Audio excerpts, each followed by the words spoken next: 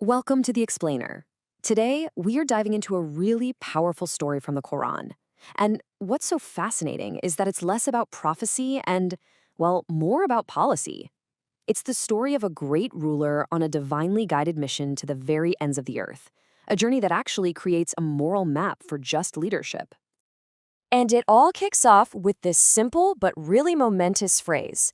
This one line starts an epic set of journeys by a powerful ruler known as Dhul-Qarnayn. Now, his name, it means the one of two horns, which some scholars say is a nod to the massive reach of his kingdom, from east to west, a kingdom he now has to learn to govern justly. So let's dive right in. We're going to follow in his footsteps and see how his choices and his actions create what you could call a moral map for just an ethical role. And you'll see it's a map that's just as relevant today as it was centuries ago. We'll trace his path in 5 parts. First, we'll get a handle on his mission. Then we'll follow his 3 incredible journeys to the west, the east, and then inland. And finally, we'll put all the pieces together to see what this map really shows us. Okay, so first things first. Who exactly was Dhul-Qarnayn? And what was the whole point behind these divinely guided expeditions? What was he trying to prove? Or maybe what was God trying to teach him? The Quran introduces Dhul-Qarnayn as this mighty, righteous ruler who's been empowered by God. But his story isn't just a travel journal. It's really a series of profound case studies. Every stop on his trip brings him to a different kind of community with a different problem and a very distinct test of his wisdom and his ethics. All right, let's hit the road with Dhul-Qarnayn. His moral map starts to take shape with his very first journey out to the far west, where he immediately faces a big test of power and justice.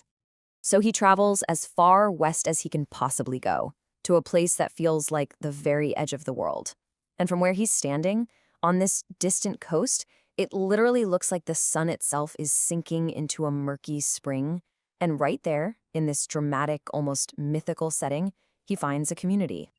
Now, this description of the sunset is really fascinating. Classical commentators are super clear on this. This isn't a lesson in astronomy or cosmology. The Quran is using what's called phenomenological language. Basically, it's just describing the world as Dhul-Qarnayn saw it from his own perspective on that shore. The whole point is his experience, not scientific accuracy. The second he encounters this new community, God gives him a fundamental test of governance. He's given the authority, and he's given a choice.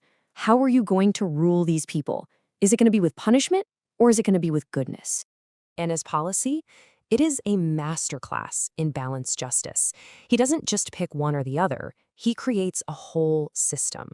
For anyone who does wrong and oppresses others, there's going to be accountability, both right here in this world and in the next. But for the righteous, for them, there's a promise of the best rewards and to be treated with kindness and with ease.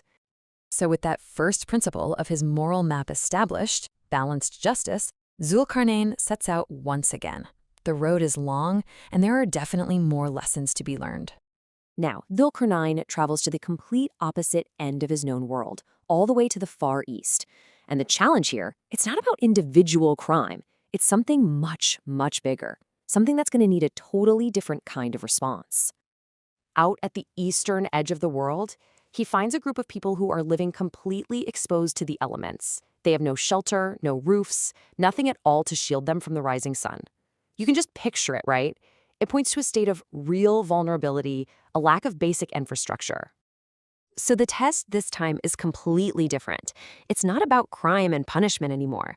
The question shifts to one of social responsibility. What is the duty of a powerful leader when faced with a community that is weak, exposed, and underdeveloped? His response here is one of really profound insight. He doesn't just see this as a problem to be fixed in the usual way. No.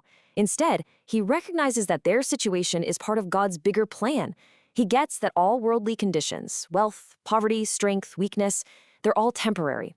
The ultimate leveling field, true justice, that comes from God on the day of judgment. And this bigger picture totally shapes his approach. His job isn't to dominate or impose his own vision of progress, but to act with mercy and to serve. Having now added mercy and social responsibility to his moral map, his mission is still not over. The final leg of his journey takes him inland, to a new place with a very different and very urgent problem.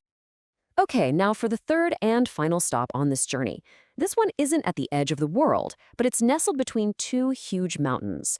And this stop is going to call for a major feat of engineering and community defense. He arrives at a mountain pass and finds a community that's totally isolated, both by the geography and by their culture. The text says they could hardly understand his speech, which paints this amazing picture of a people completely cut off from the rest of the world, with their own unique language and customs.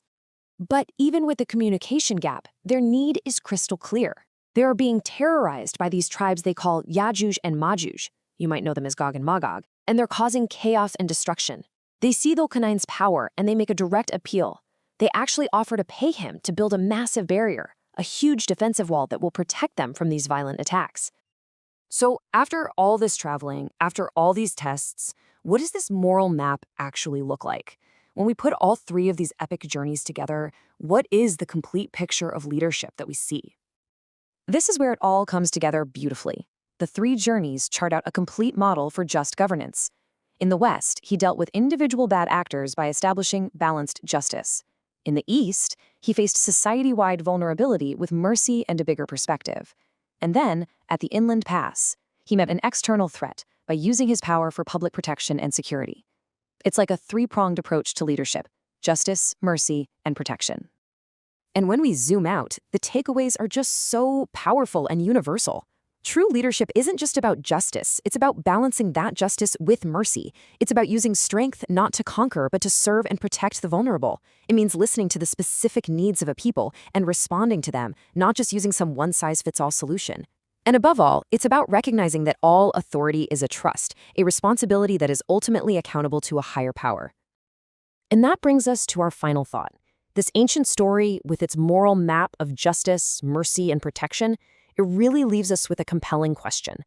In a world facing its own incredibly complex challenges, from social inequality to global security threats, what does a map for just leadership look like now? And maybe more importantly, who are the leaders willing to follow it?